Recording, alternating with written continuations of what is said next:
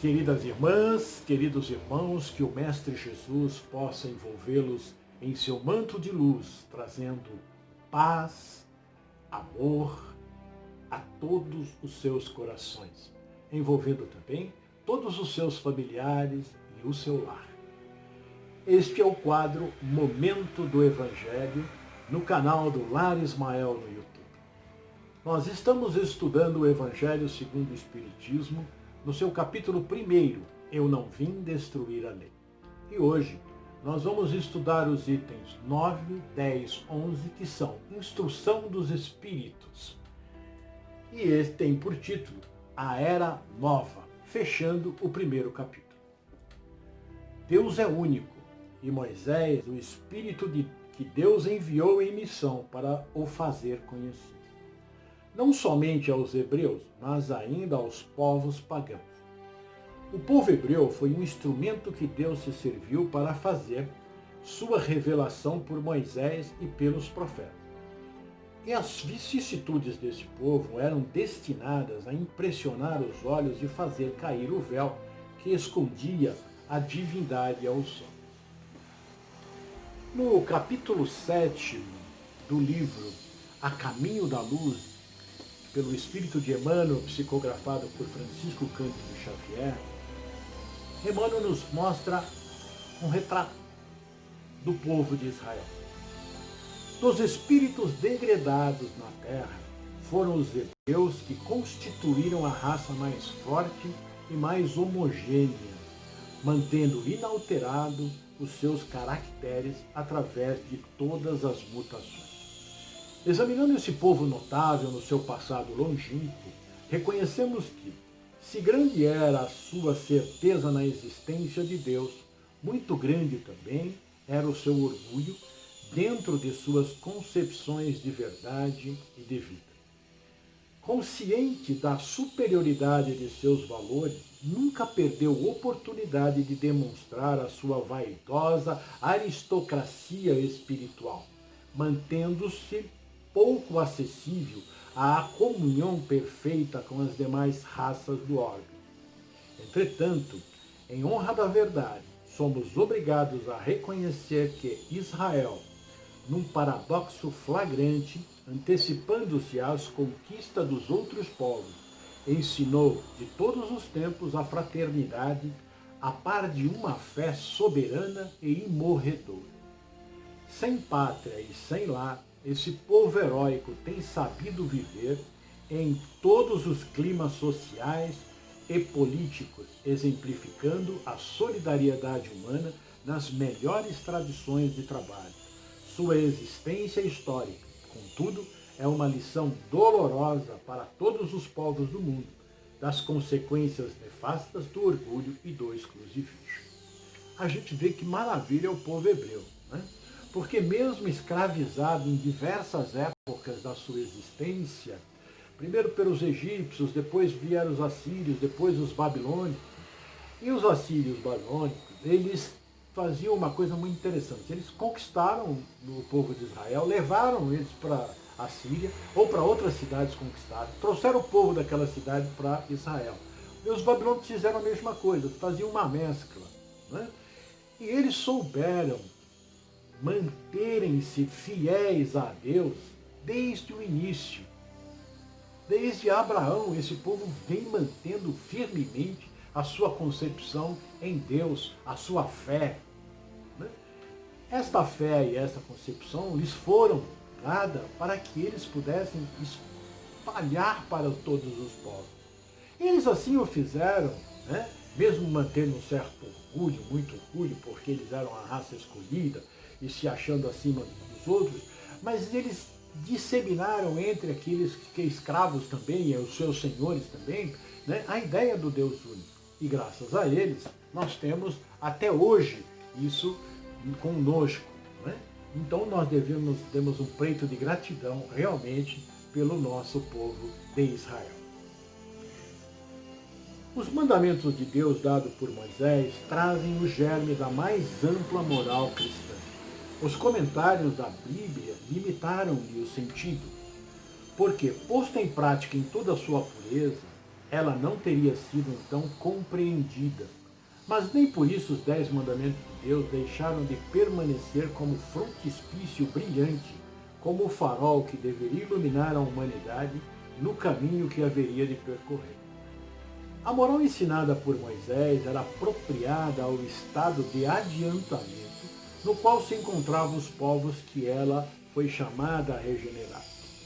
E esses povos semi-selvagens, quanto ao aperfeiçoamento de sua alma, não teriam compreendido que se pode adorar a Deus de outro modo que pelos holocaustos, nem que se precisasse perdoar a um inimigo.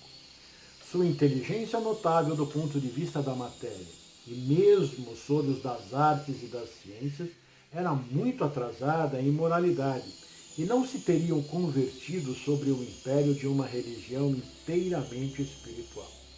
Era-lhes preciso uma representação semimaterial, tal qual lhe oferecia então a religião hebraica. Assim, os holocaustos falavam aos seus sentidos, enquanto a ideia de Deus falava aos seus espíritos. Então foi bem o que aconteceu que nós conversamos a respeito de Moisés na primeira aula. O povo ainda muito embrutecido, né, ainda na sua infância, não conseguiu compreender a beleza contida nos 10 mandamentos, porque o seu espírito ainda estava em desenvolvimento da sua inteligência, da sua sensibilidade, dos seus sentimentos. Era muito materializado, sabe? Não é?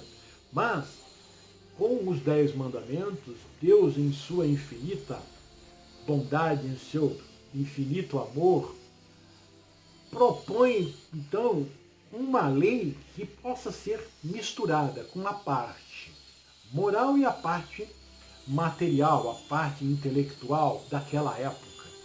Assim, atendendo à matéria e ao espírito, né, cada um poderia ir caminhando rumo à moralidade e o seu crescimento espiritual consequente. Né? E as leis de Moisés, então, tinham esse caráter para poder o povo conseguir praticar, né, essa lei, obedecer a sua lei, e também já ir aprendendo os conceitos básicos de viver em comunidade. Então veja que coisa maravilhosa, né? Então tinha os holocaustos, não podia se tirar isso, porque nós não entendíamos naquela época que agradaríamos a Deus apenas com a nossa prece, apenas com o nosso sentimento. Nós precisaríamos entregar alguma coisa a Ele, alguma coisa material no nosso sentido daquela época. E foi assim que nós fizemos e viemos depurando esses costumes, esses usos, né? E com o tempo fomos entendendo, fomos crescendo, a ciência veio nos explicando, né, que através dos nossos pensamentos, das nossas emissões de vibrações, nós atingiríamos um estágio melhor e assim nós conseguimos chegar nos dias de hoje, que já bem melhor. Né? E seguindo, o Cristo foi o iniciador da moral mais pura e mais sublime, a moral evangélico-cristã, que deve renovar o mundo, aproximar os homens e torná-los irmãos, que deve fazer jorrar de todos os corações humanos a caridade e o amor ao próximo, e criar entre todos os homens uma solidariedade comum, de uma moral, enfim, que deve transformar a terra e dela fazer uma morada para os espíritos superiores àqueles que a habitam hoje. É a lei do progresso, à qual a natureza está submetida, que se cumpre, e o Espiritismo é a alavanca da qual Deus se serve para fazer avançar a humanidade. São chegados os tempos em que as ideias morais devem se desenvolver para cumprir os progressos que estão nos desígnios de Deus. Elas devem seguir o mesmo caminho que as ideias de liberdade percorreram e que delas eram precursoras. Mas não é preciso crer que esse desenvolvimento se fará sem lutas. Não, elas têm necessidade para atingir a maturidade de abalos e de discussões, a fim de que atraiam a atenção das massas, Uma vez fixada a atenção, a beleza e a santidade da moral impressionarão os espíritos, e eles se interessarão por uma ciência que lhes dá a chave da vida futura. E lhes abre as portas da felicidade eterna. Foi Moisés quem abriu o caminho. Jesus continuou a obra e o Espiritismo a arrematará. Um espírito israelita, 1861, quem nos trouxe essa mensagem.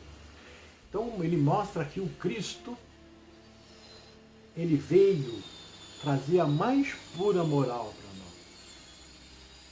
Veio nos trazer o amor, veio nos mostrar o Pai de amor, que está junto conosco, nos auxiliando em todos os momentos, dando-nos todas as oportunidades, não importa o erro que eu cometi.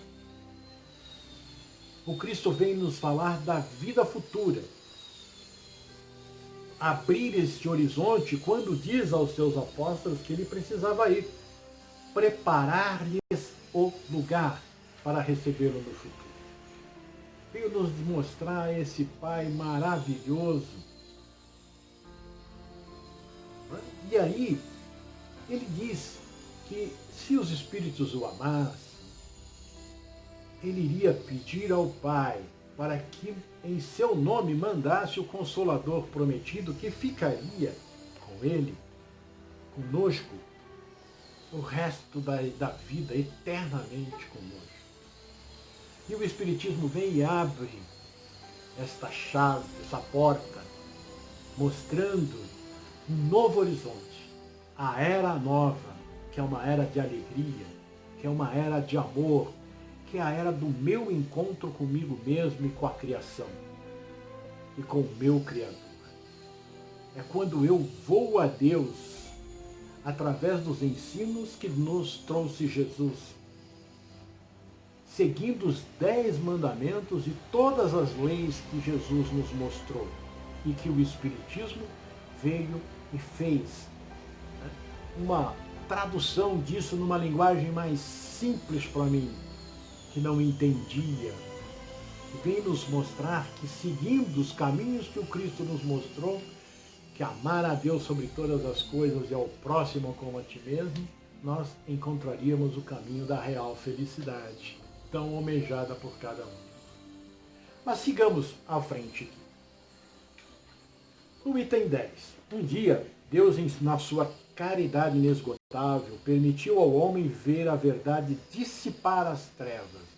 Esse dia foi o advento do Cristo. Depois da luz viva, as trevas voltaram o mundo. Depois de alternativas de verdades e de obscuridade, se perdeu de novo. Então, à semelhança dos profetas do Antigo Testamento, os Espíritos se põem a falar e a vos advertir. O mundo foi abalado em suas bases, o raio estourará, sede firmes. O Espiritismo é de ordem divina, uma vez que repousa sobre as próprias leis da natureza. E crê que tudo que é de ordem divina tem um objetivo grande e útil. Vosso mundo se perdia, a ciência desenvolvida às expensas do que é de ordem moral, em tudo vos conduzindo ao bem-estar material, revertia em proveito do espírito das trevas. Vós o sabeis, cristãos. O coração e o amor devem caminhar unidos à ciência. O reino do Cristo, após 18 séculos e malgrado o sangue de tantos mártires, ainda não chegou. Cristãos, tornai ao Mestre que quer vos salvar. Tudo é fácil àquele que crê e que ama. O amor enche-o de uma alegria inefável. Sim, meus filhos, o mundo está abalado. Os bons espíritos vô-lo dizem sempre. Curvai-vos sobre o sopro percursor da tempestade, a fim de não serdes derrubados. Quer dizer, preparai-vos e não vos assemelheis às virgens estouvadas, que foram apanhadas de surpresa à chegada do esposo. A revolução que se prepara é antes moral que material. Os grandes espíritos, mensageiros divinos, insuflam a fé, para que todos vós, obreiros esclarecidos e ardentes, façais ouvir vossa humilde voz. porque vós sois o grão de areia. Mas sem grão de areia não haveria montanhas. Assim, pois, que estas palavras, nós somos pequenos, não tenham mais sentidos para vós. A cada um sua missão, a cada um seu trabalho. A formiga não constrói o edifício da sua república, e os animálculos imperceptíveis não erguem os continentes? A nova cruzada começou, apóstolos da paz universal, e não de uma guerra. São Bernardo moderno, olhai e marchai em frente. A lei dos mundos é a lei do progresso. Fenelon traz essa mensagem para nós em 1861. Ele vem nos mostrar que o Cristo, né, foi quem nos trouxe esta luz que veio nos mostrar o caminho a seguir. Mas que nós, com o tempo, nos esquecemos disso. Que a ciência daquela época nos ajudou com as coisas materiais e falou aos nossos sentidos e não aos nossos sentimentos. E aí nós nos deixamos levar pelo gozo, né, pelas facilidades que a materialidade nos traz e esquecemos-nos do que nos trouxe o Cristo. Mas Deus, em sua infinita misericórdia, enviou-nos o Consolador. E ele nos diz que para fazer esta mudança, para voltarmos a sermos cristãos verdadeiros, como eram os primeiros, através dos apóstolos e os seus seguidores, nós necessitamos de muita luta. Mas essa luta é uma luta individual.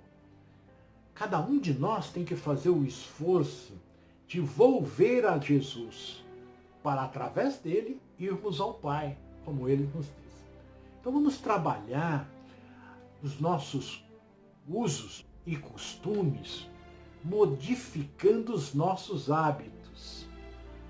Primeiro os nossos pensamentos, porque nós mudando os nossos pensamentos, nós vamos mudar as nossas palavras, vamos mudar os nossos atos.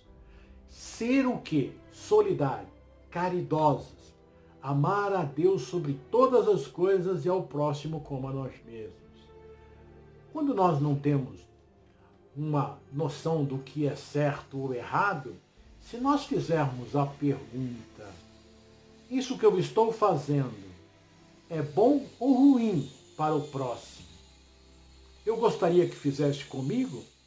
Nós teríamos já um norte que evitaria que nós fizéssemos muitas coisas erradas. E é isso que o Espiritismo vem nos trazer.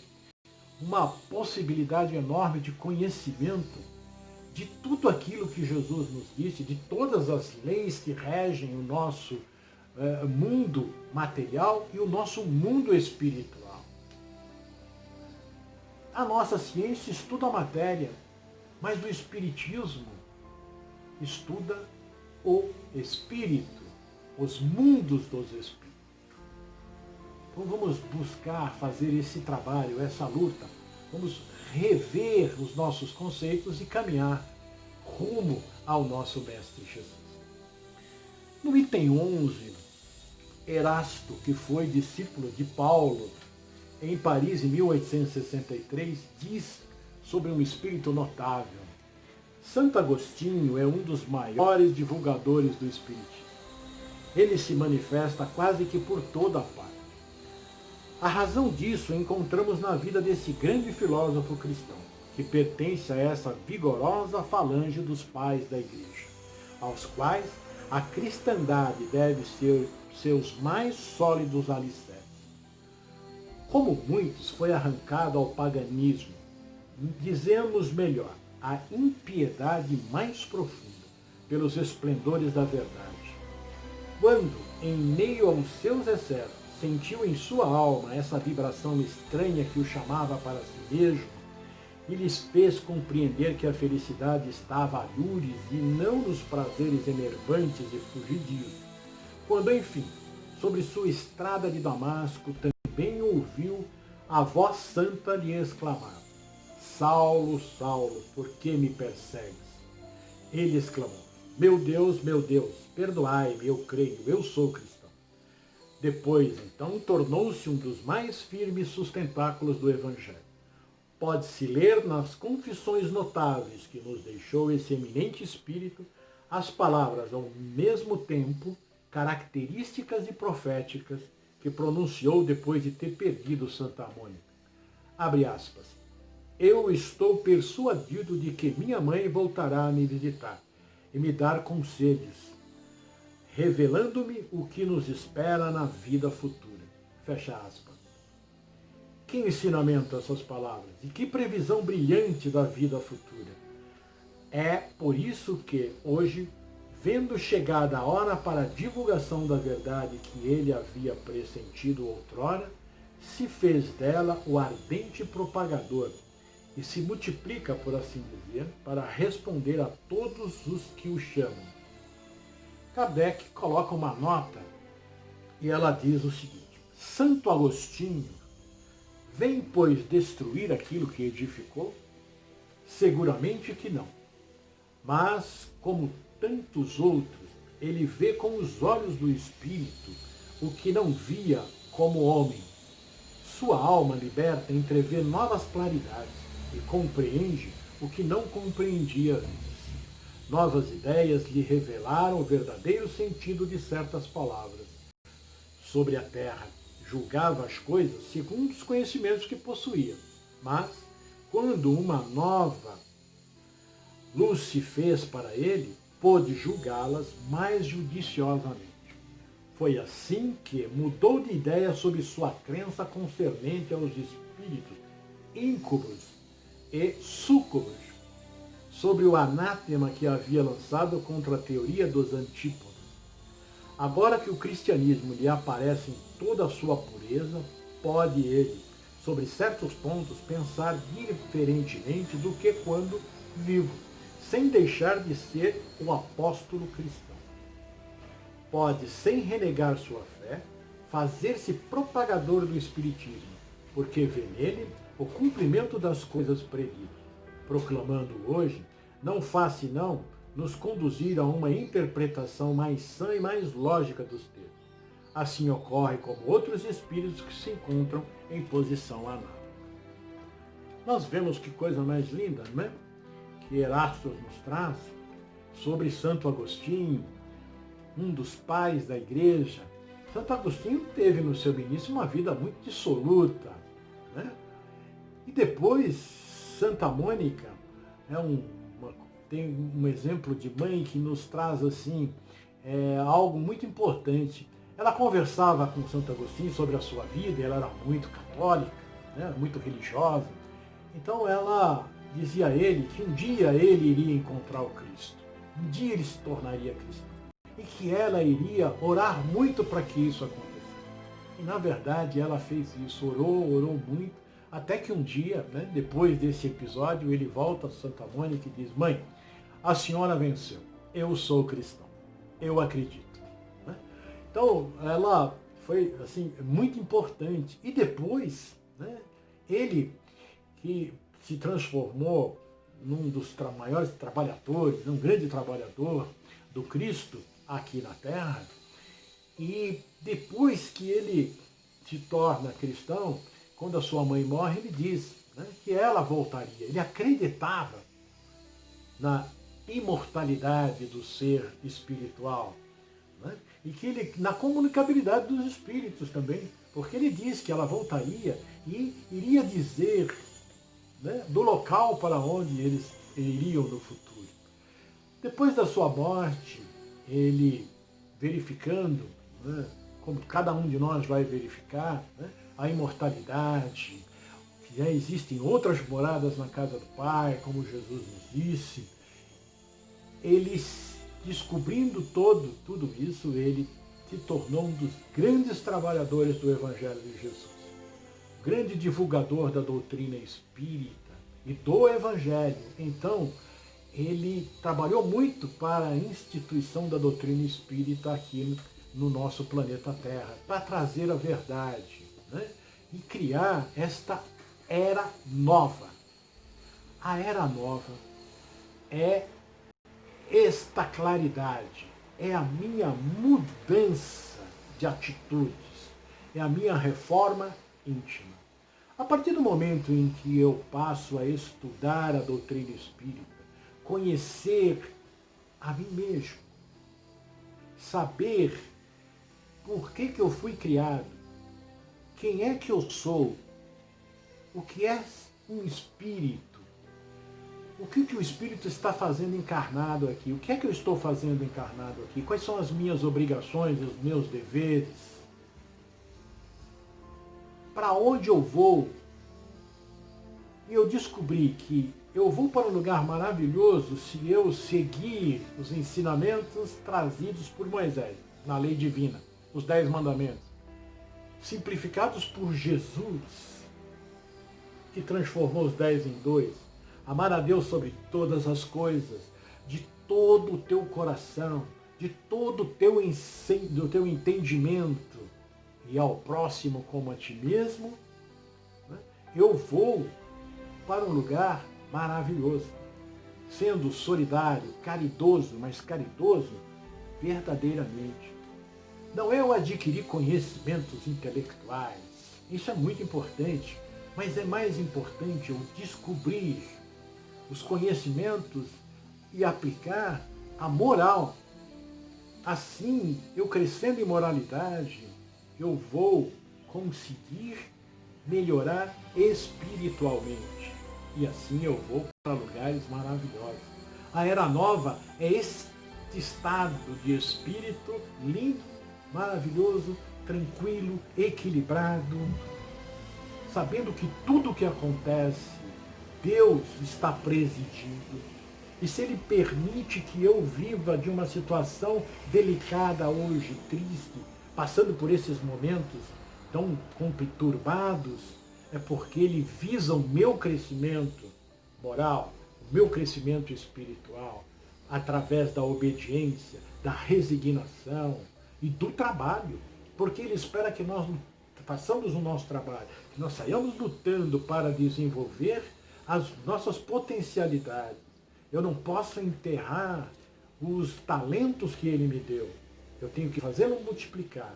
E é fazendo um estudo sério sobre a minha vida, um estudo do Espiritismo, seguindo os mandamentos divinos, que eu vou atingir essa era maravilhosa, que será de muito amor, de muita serenidade, de muito equilíbrio entre eu e o mundo. Porque eu vou auxiliar, melhorando a todo o meu planeta.